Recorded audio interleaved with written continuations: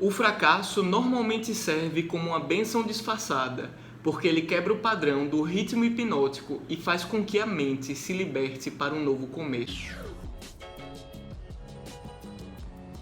Eu me chamo Vinícius Hagenbeck e hoje estou aqui de cara queimada porque acabei exagerando no final de semana. E hoje nós vamos falar do livro Mais Esperto que o Diabo, de Napoleon Hill. Um livro que foi escrito no século XIX, porém ele passou 80 anos escondido por conta que o seu conteúdo ele é um pouco polêmico. E então ele foi publicado em 2014, desde então teve mais de 100 milhões de cópias vendidas. E ano passado, 2020, ele foi o quarto livro mais vendido do Brasil. Gente, e se vocês gostaram da ideia desse vídeo, já deixa lá seu gostei, já se inscreve e bate lá no sininho para que esse vídeo possa chegar a mais pessoas e você vai ajudar demais o canal, tá bom? E antes da gente começar a falar desse livro aqui muito foda, vamos falar do autor dele, Napoleon Hill. Quem foi ele? Bem, ele nasceu em 1883. Ele veio de uma origem muito humilde e foi norte-americano.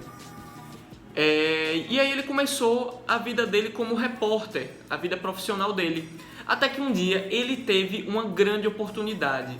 Ele entrevistou o magnata do aço, Andrew Carnegie, que na época era o segundo homem mais rico do mundo, só perdendo para John Rockefeller.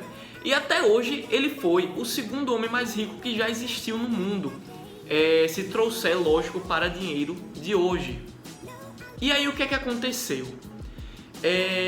O Andrew Carnegie viu algo de interessante no Sr. Hill e chegou para ele e disse: olha, é o seguinte, eu tenho uma proposta de uma empreitada para você.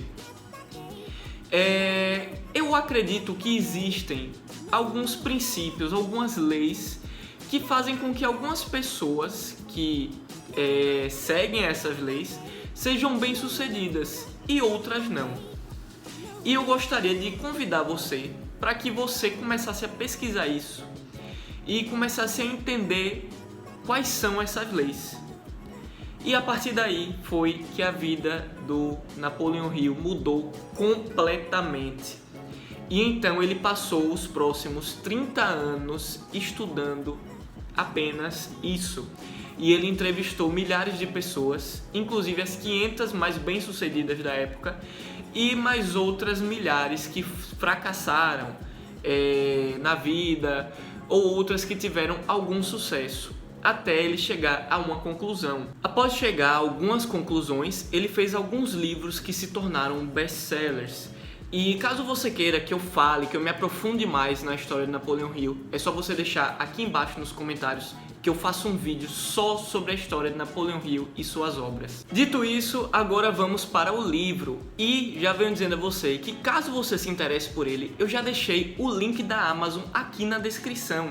Então caso você queira adquirir Mais Esperto que o Diabo, é só clicar aqui que você vai direto para ele na Amazon.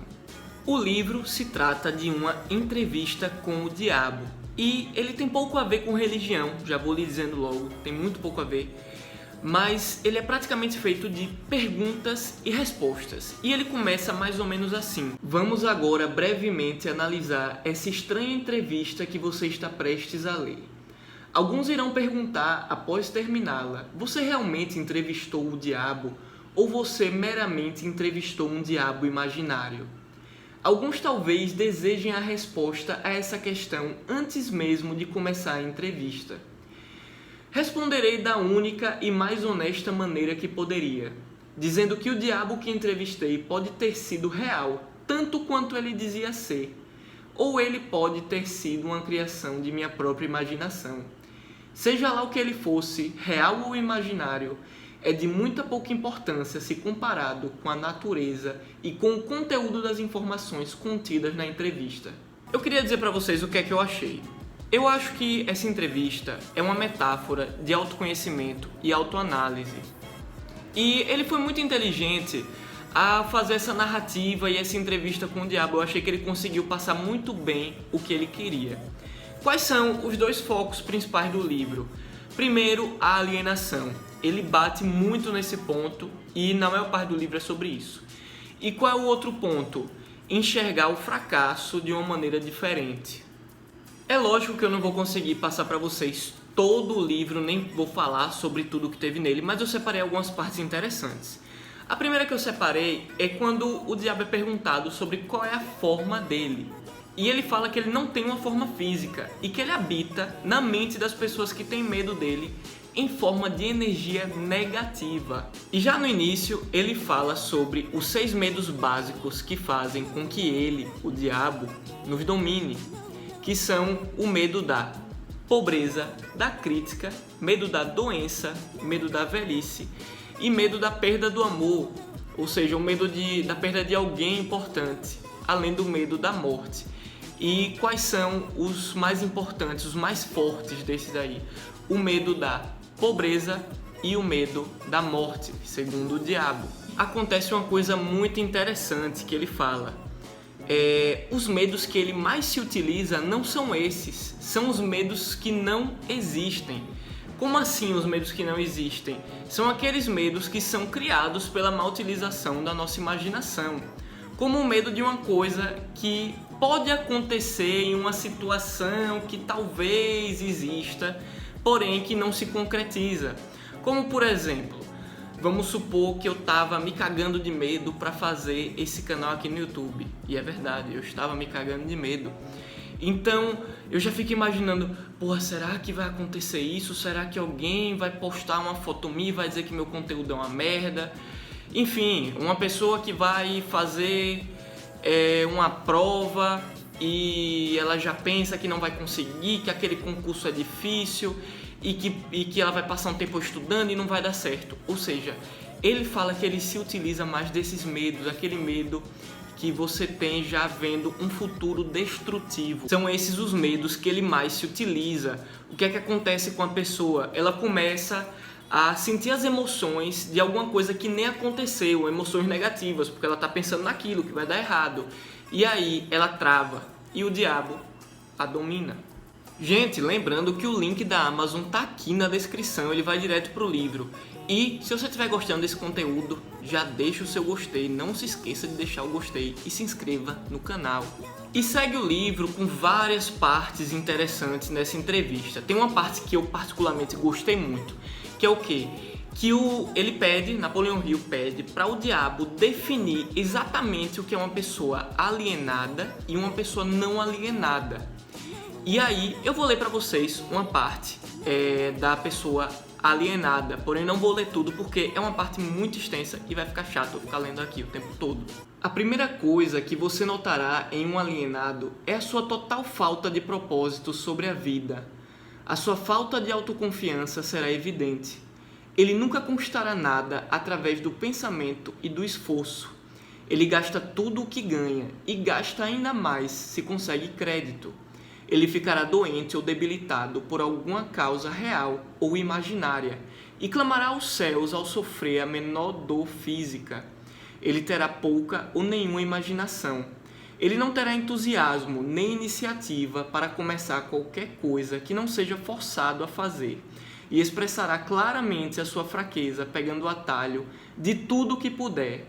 Ele terá um temperamento explosivo e total falta de controle sobre suas emoções. Sua personalidade será sem magnetismo e não atrairá nenhuma pessoa à sua volta. Ele terá muitas opiniões sobre muitas coisas, mas nenhum tipo de conhecimento apurado sobre nada.